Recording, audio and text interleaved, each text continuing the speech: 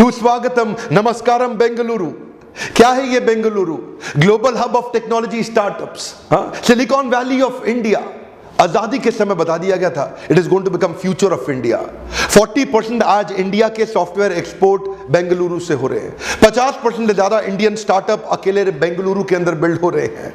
80% से ज्यादा GDP contribute पूरे कर्नाटका की अकेले बेंगलुरु कर रहा है। जिस तेजी के साथ आज मशरूमिंग स्टार्टअप्स बेंगलुरु में बढ़ते जा रहे हैं, लोग एक्सपेरिमेंट कर रहे हैं, रिस्क ले रहे हैं, आ रहे हैं वीसी के पैसों पे, बारपीई के पैसों पे, फटाफट ट्राई मार रहे हैं। कोई एंजल इन्वेस्टर आए, मेरे को हेल्प करे। वो जो ग्रोथ रेट एक्सपेंशन का है, बेंगलुरु का दुनिया में नंबर 1 है। लेकिन जो ओवरऑल रेट के मामले में है, बेंगलुरु आज लंदन से भी आगे निकल गया, टेल अवीव से आगे निकल गया, इजराइल। इनफैक्ट ग्लोबल रैंक पे आज 7th रैंक पे आ चुका है इंडिया का बेंगलुरु, जो कुछ साल पहले 21वें नंबर पे हुआ करता था।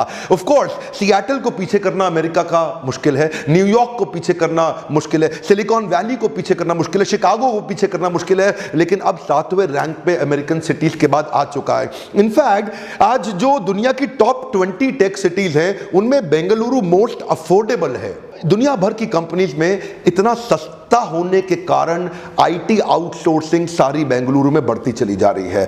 आज हमारे देश के मैक्सिमम एक्सपोर्ट्स आईटी के सॉफ्टवेयर के क्योंकि बेंगलुरु से हो रहे हैं, तो ये आने वाले समय में चांसेस हैं 2020 के अंदर ये सिलिकॉन वैली को भी हिला देगा।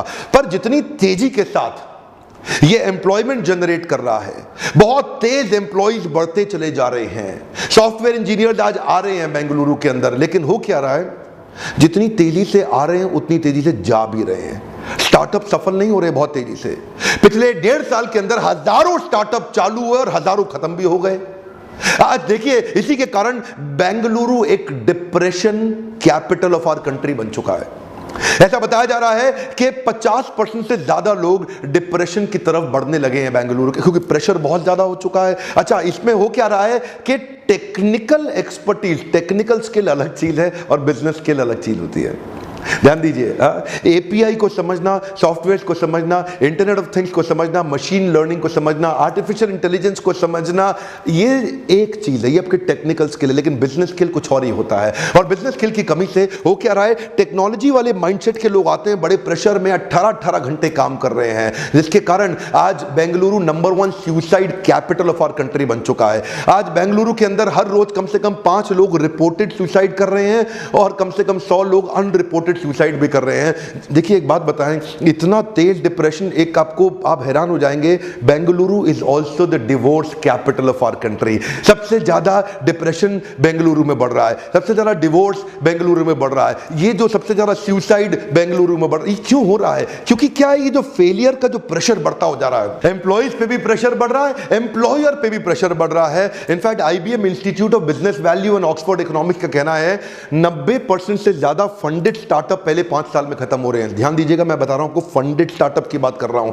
बूटस्ट्रैपर्स की बात नहीं कर रहा। जब फंडेड स्टार्टअप 90% खत्म हो जाते हैं, तो जो बूटस्ट्रैपिंग करने वाले हैं उनका तो कहना ही क्या, जो अपने पैसों से, फ्रेंड फैमिली के पैसों से काम कर रहे हैं, उनका तो कहना ही क्या। और जो 90% जो फेल होते हैं, उनमें जो बचे हुए 10% हैं, इनका 90% अगले 5 साल में फेल हो रहे हैं। ये सारे फेलियर का कारण क्या है? ये सब टेक्नोलॉजी में एक्सपर्ट थे, सब सॉफ्टवेयर में एक्सपर्ट थे, सबके पास आइडियाज थे, लेकिन बिजनेस आइडिया से नहीं चलता है। बिजनेस के लिए आपको फ्रेमवर्क और स्ट्रैटेजीज चाहिए, जिसके लिए मैं अपना YouTube चैनल रन करता हूं। वैसे मैं बेंगलुरु भी आ रहा हूं, आपको मालूम है, लगभग 15 चीजों पे मैं बेंगलुरु में आके आपके साथ फोकस तरीके से काम करूंगा कि वो 15 कारण हैं जिनसे एक बिजनेस को सस्टेन किया जा सके। ध्यान दीजिए, अगर आपका स्टार्टअप है या आप स्टार्टअप शुरू करने वाले हैं, अगर आपका छोटा बिजनेस है या आपका बड़ा बिजनेस है, कुछ 15 चीजें जो मैं आपको बता रहा हूं, बहुत काम किए आपको। ऑफ कोर्स मैं बेंगलुरु में भी आपके साथ आके फिजिकली लाइव चर्चा करूंगा। बिजनेस नेगेटिव मार्जिन पे नहीं होना चाहिए और बिजनेस में नेगेटिव कैश फ्लो भी नहीं होना चाहिए, दोनों अलग अलग चीजें हैं। नेगेटिव मार्जिन प्रॉफिट की बात करता है और कैश फ्लो, कैश की वर्किंग कैपिटल, रनिंग फ्लो के बारे में बात करता है।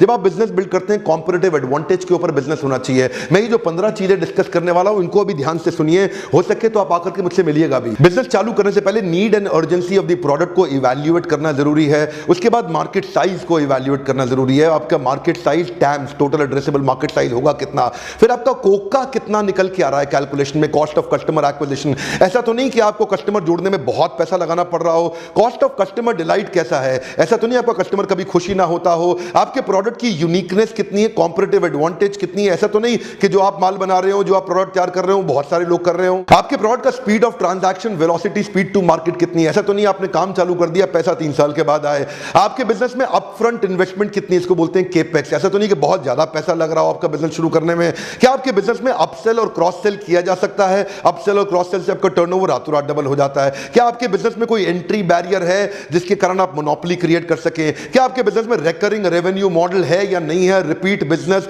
रिपीट एंड रेफरेंस की रिकरिंग रेवेन्यू मॉडल है या नहीं है, क्या आप कस्टमर के मनी मेकिंग मॉडल को पहचान पाए, ऐसा नहीं कि अपने मनी मेकिंग मॉडल पे कस्टमर और कस्टमर के मनी मेकिंग मॉडल को पहचाने, ऐसा तो नहीं आपका बिजनेस एक रीजनल प्रोडक्ट है, स्केलेबल ना हो पा रहा हो, बड़ा ना हो पा रहा हो, और क्या आप टैलेंटेड मैन पावर बिल्ड कर पा रहे हैं, अगर आपके पास मैन पावर ही टैलेंटेड नहीं है, अकबर के पास नवरत्न थे, अकबर के पास बीरबल था, क्या आपने अपनी टैलेंटेड हाई परफॉर्मिंग टीम को तैयार किया, ये 15 चीजों के around high power motivational seminar bounce back का, जिसमें आपकी पर्सनल इफेक्टिवनेस और इंटरपर्सनल और बिजनेस ऑर्गेनाइजेशनल इफेक्टिवनेस, इन दोनों सब्जेक्ट में बहुत देर आपके साथ काम, 4 घंटे का सेमिनार होगा, आप डेट ब्लॉक कर लीजिए और मुझसे मिलने आइएगा, ध्यान दीजिए कैलेंडर को, 16 दिसंबर संडे सुबह 9 से 1 बजे तक, संडे का जो आपका फर्स्ट हाफ है उसको मेरे साथ रहने के लिए ब्लॉक कर लीजिए, सुबह सुबह आप आ जाइए मुझसे मिलने के लिए, सुबह 9 बजे से 1 बजे तक इंदिरा नगर क्लब बेंगलुरु के अंदर हमने एक सेंट्रलाइज्ड वेन्यू ढूंढने की कोशिश करी है जहां आप आसपास बेंगलुरु के कहीं से भी हैं, मैं बार बार साउथ इंडिया आता नहीं हूं,